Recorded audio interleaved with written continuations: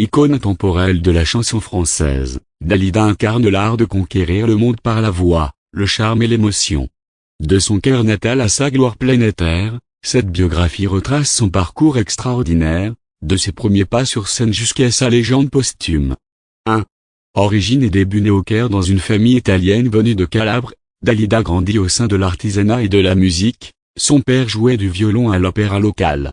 En 1954, elle est sacrée Miss Égypte, et incarne déjà un mélange d'élégance et d'exotisme. Encouragée par un réalisateur français, elle rêve d'un avenir à Paris. 2.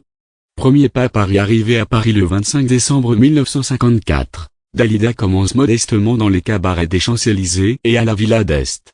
En 1955, repérée par Lucien Maurice et le producteur Eddie Barclay, elle enregistre Madonna, mais c'est son troisième 45 tours, Bambino, qui la propulse en 1956 et lui vaut le premier disque d'or en France. 3. Ascension et consécration. Après ce début fulgurant, Dalida enchaîne les succès avec des chansons comme Gondolier, Les Enfants du Pirée et Ainsi Bitsy Petit Bikini, devenant une figure de proue face à la vague yéyé. Elle rencontre Maurice, dont elle devient l'épouse en avril 1961. Ce mariage scelle une relation complexe à la fois intime et professionnelle. 4. Métamorphose musicale toujours réinventée, elle adopte de nouveaux styles, twist, folk, pop, disco, et même rail. Elle se diversifie avec des titres marquants, Parole. Parole. Gigi l'amoureuse en 1974, puis le virage disco chic avec J'attendrai, Salma ya Salema et Laisse-moi danser. 5.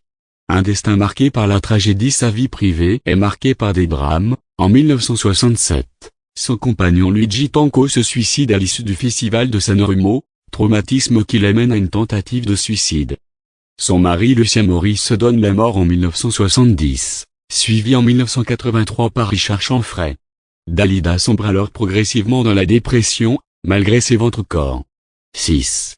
Fin de parcours et héritage. En 1986, elle joue dans Le Sixième Jour, film d'Youssef Chahine, un retour au cinéma. Le 3 mai 1987, incapable de surmonter ses souffrances, elle met fin à ses jours en écrivant sur son mot d'adieu, « La vie m'est insupportable. Pardonne-moi ». Elle repose au cimetière de Montmartre, près de la place qui porte désormais son nom, inaugurée en 1997. Conclusion. Dalida demeure une légende, plus de 120 millions d'albums vendus, des dizaines de tubes en plusieurs langues, de scènes disco au drame intime.